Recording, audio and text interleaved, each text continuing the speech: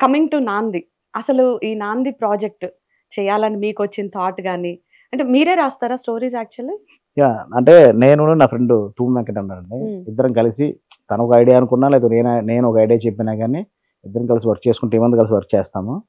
తనది story creator, నేను screen play direction నాది క్రియేటర్. హ్మ్. అలా ఫస్ట్ నుంచి మేము ట్రావెల్ అవుతున్నాం. సో, ఫస్ట్ నుంచి ఫ్రెండ్స్ నాంది మేము. ఎలా పుట్టిందసలు ఆ కథ?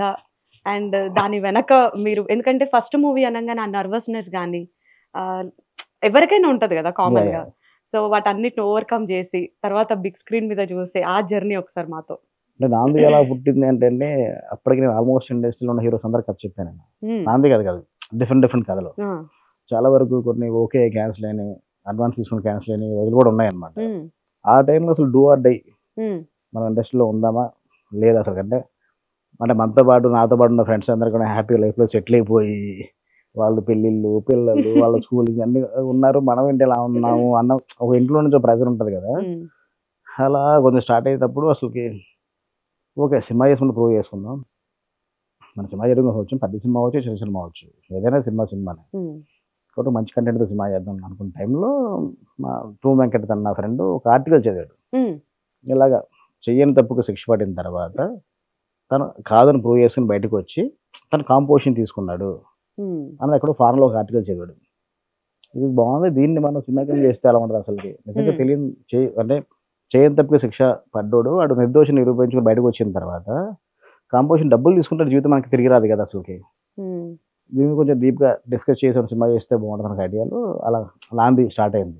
నరేష్ గారికి ఫస్ట్ అప్రోచ్ అయ్యానన్నమాట. నా హ్మ్. ఫ్రెండ్ భూపాల్ ఉన్నాడు. Common friends. నరేష్ గారు కూడా అప్పటికి నాకు బాగా పరిచయం నాకు. హ్మ్.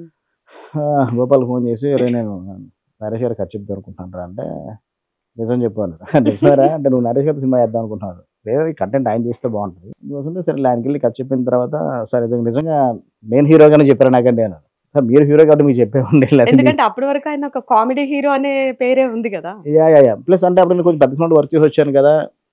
నేను నా లాంచింగ్ సినిమానే కొంచెం ఒక పెద్ద రేంజ్‌లో ఉంటదని అందరూ అనుకునేవాళ్ళన్నమాట. హ్మ్. ఒక పెద్ద హ్మ్. సినిమాతోనే లాంచ్ అవుతాడు, పెద్ద సినిమాతోనే చేస్తాడు. ఒక 30 క్రోర్స్ ఎబోవ్ బడ్జెట్‌తోనే చేస్తాడని బట్ అందరూ అది పెద్ద బజ్జే వచ్చిందిలెండి. అనుకునేవాళ్ళు.